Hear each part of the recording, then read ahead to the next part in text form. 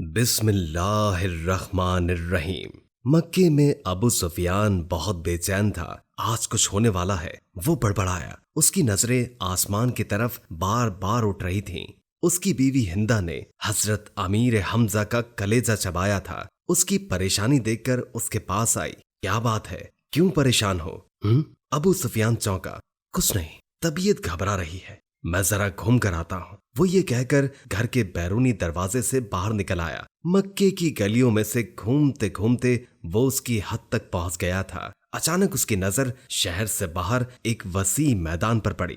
ہزاروں مشعلیں روشن تھی، لوگوں کی چہل پہل ان کی روشنی سے نظر آ رہی تھی، اور بھن بھناہٹ کی آواز تھی، جیسے سینکڑوں لوگ دھیمی آواز میں کچھ پڑھ رہے ہوں۔ اس کا دل تھک سے رہ گیا۔ اس نے فیصلہ کیا کہ وہ قریب جا کر دیکھے گا کہ یہ لوگ کون ہیں۔ وہ اتنا تو سمجھ چکا تھا کہ مکے کے لوگ تو غافلوں کی نیند سو رہے ہیں، اور یہ لشکر یقیناً مکے پر چڑھائی کے لیے ہی آیا ہوا ہے۔ وہ یہ جاننا چاہتا تھا کہ یہ کون ہے۔ وہ آہستہ آہستہ اوٹ لیتا اس لشکر کے کافی قریب پہنچ چکا تھا۔ کچھ لوگوں نے اسے پہچان لیا تھا، یہ اس کے اپنے ہی لوگ تھے جو مسلمان ہو چکے تھے اور مدینے ہجرت کر چکے تھے۔ اس کا دل ڈوب رہا تھا۔ وہ سمجھ گیا تھا کہ یہ لشکر مسلمانوں کا ہے، اور یقیناً محمد صلی اللہ علیہ وآلہ وسلم اپنے جانثاروں کے ساتھ مکے آن پہنچے ہیں۔ وہ چھپ کر حالات کا جائزہ ہی لے رہا تھا کہ عقب سے کسی نے اس کی گردن پر تلوار رکھ دی۔ اس کا سانس اوپر کا اوپر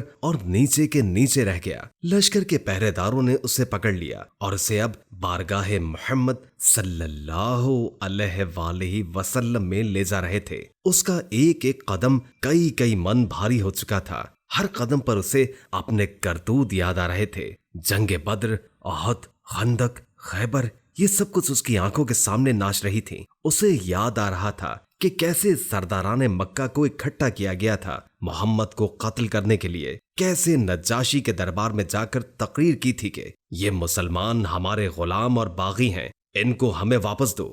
جیسے ہی اس کی بیوی ہندہ نے امیر حمزہ کو اپنے غلام حبشی کے ذریعے شہید کروا کر ان کا سینہ چاک کر کے کلیجہ نکال کر چبایا اور ناک اور کان کاٹ کر گلے میں ہار بنا کر ڈالے تھے، اور اب اسے اسی محمد صلی اللہ علیہ وآلہ وسلم کے سامنے پیش کیا جا رہا تھا، اسے یقین تھا کہ اس کی روایات کے مطابق اس جیسے دہشت گرد کو فوراً تہہ تیغ کر دیا جائے گا۔ ادھر بارگاہ رحمت للعالمین میں صحابہ کرام موجود تھے، اور صبح کے اقدامات کے بارے میں مشاورت چل رہی تھی کہ کسی نے آ کر ابو سفیان کی گرفتاری کی خبر دی۔ اللہ اکبر! خیمے میں نعرہ تکبیر بلند ہوا۔ ابو سفیان کی گرفتاری ایک بہت بڑی خبر اور کامیابی تھی۔ خیمے میں موجود عمر بن خطاب اٹھ کر کھڑے ہوئے اور تلوار نکال کر انتہائی جوش کے عالم میں ہوئے۔ اس بدبخت کو قتل کر دینا چاہیے، شروع سے سارے فساد کی جڑ یہی رہا ہے۔ چہرہ مبارک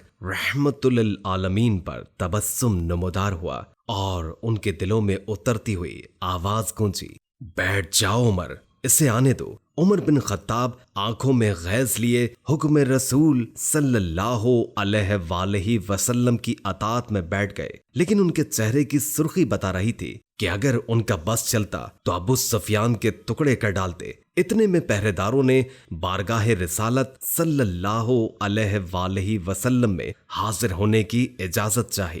اجازت ملنے پر ابو سفیان کو رحمت للعالمین کے سامنے اس حال میں پیش کیا گیا کہ اس کے ہاتھ اسی کے امامے سے اس کی پشت پر بندھے ہوئے تھے، چہرے کی رنگت پیلی پڑ چکی تھی، اور اس کی آنکھوں میں موت کے سائے لہرا رہے تھے۔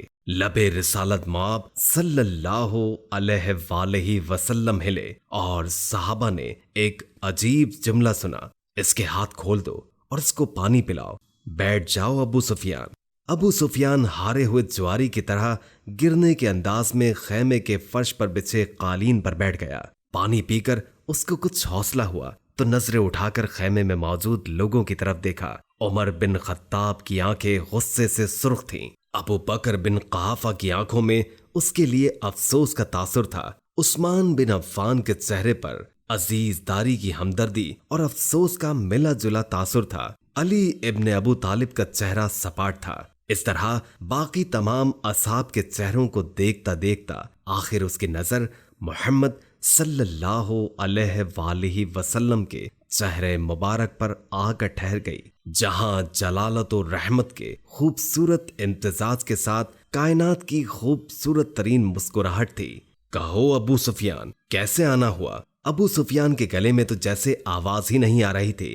بہت ہمت کر کے بولا، میں اسلام قبول کرنا چاہتا ہوں۔ عمر بن خطاب ایک بار پھر اٹھ کھڑے ہوئے۔ یا رسول اللہ، یہ شخص مکاری کر رہا ہے، جان بچانے کے لیے اسلام قبول کرنا چاہتا ہے، مجھے اجازت دیجیے، میں آج اس دشمن کا اصلی خاتمہ ہی کر دوں۔ ان کے منہ سے کف جاری تھا۔ بیٹھ جاؤ عمر، رسالت مآب صلی اللہ علیہ وآلہ وسلم نے نرمی سے پھر فرمایا۔ بولو ابو سفیان، کیا تم واقعی اسلام قبول کرنا چاہتے ہو؟ جی یا رسول اللہ صلی اللہ علیہ وآلہ وسلم، میں اسلام قبول کرنا چاہتا ہوں۔ آپ اور آپ کا دین سچا ہے اور آپ کا خدا بھی سچا ہے، اور میں جان گیا ہوں کہ صبح مکے کو فتح ہونے سے کوئی نہیں بچا سکے گا۔ چہرہ رسالت مآب صلی اللہ علیہ وآلہ وسلم پر مسکراہٹ پھیلی۔ ٹھیک ہے ابو سفیان، تو میں تمہیں اسلام کی دعوت دیتا ہوں اور تمہاری درخواست قبول کرتا ہوں۔ جاؤ، تم آزاد ہو۔ صبح ہم مکے میں داخل ہوں گے انشاءاللہ۔ میں تمہارے گھر کو، جہاں آج تک اسلام اور ہمارے خلاف سازشیں ہوتی رہیں، جائے امن قرار دیتا ہوں۔ جو تمہارے گھر میں پناہ لے گا وہ محفوظ ہے۔ ابو سفیان کی آنکھیں حیرت سے پھٹی جا رہی تھی، اور مکے والوں سے کہنا، جو بیت اللہ میں داخل ہو گیا اس کو امان ہے، جو اپنی کسی عبادت گاہ میں چلا گیا اس کو امان ہے، یہاں تک کہ جو اپنے گھروں میں بیٹھ کر رہا اس کو امان ہے۔ جاؤ ابو سفیان، جاؤ اور جا کر صبح ہماری آمد کا انتظار کرو، اور کہنا مکے والوں سے کہ ہماری کوئی تلوار میان سے باہر نہیں ہوگی، ہمارا کوئی تیر کش سے باہر نہیں ہوگا، ہمارا کوئی نیزہ کسی کی طرف سیدھا نہیں ہوگا جب تک کوئی ہمارے ساتھ لڑنا نہ چاہے۔ ابو سفیان نے حیرت سے محمد صلی اللہ علیہ وآلہ وسلم کی طرف دیکھا اور کانپتے ہوئے ہونٹوں سے بولنا شروع کیا۔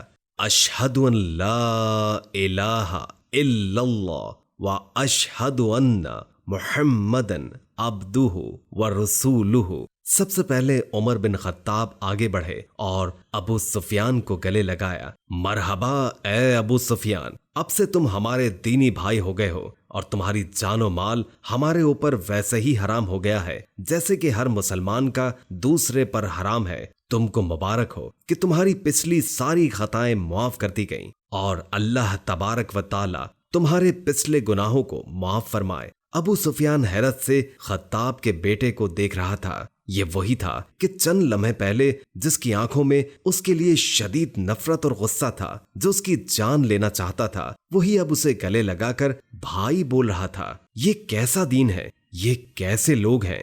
سب گلے مل کر اور رسول اللہ کے ہاتھوں پر بوسہ دے کر ابو سفیان خیمے سے باہر آ گیا۔ وہ ابو سفیان جس کے شر سے مسلمان آج تک تنگ تھے، ان کے درمیان سے سلامتی سے گزرتا ہوا جا رہا تھا۔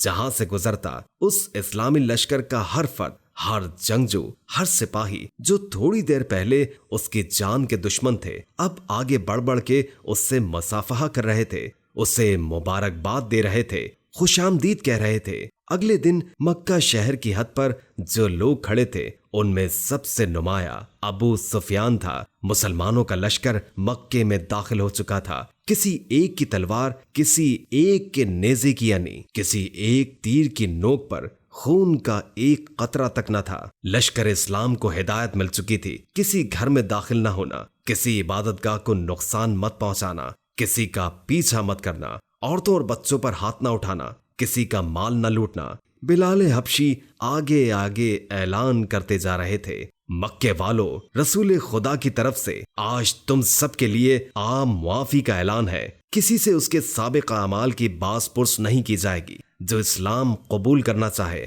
وہ کر سکتا ہے، جو نہ کرنا چاہے وہ اپنے سابقہ دین پر رہ سکتا ہے۔ سب کو ان کے مذہب کے مطابق عبادت کی کھلی اجازت ہوگی۔ صرف مسجد الحرام اور اس کی حدود کے اندر بت پرستی کی اجازت نہیں ہوگی۔ کسی کا ذریعہ معاش نہیں چھینا جائے گا، کسی کو اس کی عرضی اور جائیداد سے محروم نہیں کیا جائے گا۔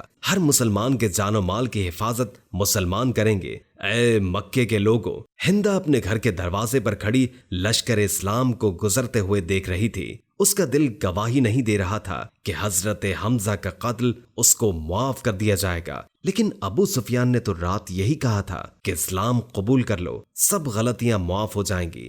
مکہ فتح ہو چکا تھا، بنا ظلم و تشدد، بنا خون بہائے، بنا تیر تلوار چلائے، لوگ جوگ در جوگ اس آفاقی مذہب کو اختیار کرنے اور اللہ کی توحید اور رسول اللہ کی رسالت کا اقرار کرنے کے لیے مسجد حرام کے صحن میں جمع ہو رہے تھے، اور تبھی مکے والوں نے دیکھا کہ اس ہجوم میں ہندا بھی شامل تھی۔ پیارے دوستو، یہ تھا اسلام۔ اللہ سے دعا ہے کہ اسلام کی سربلندی ہمیشہ قائم رکھے، آمین ثم آمین۔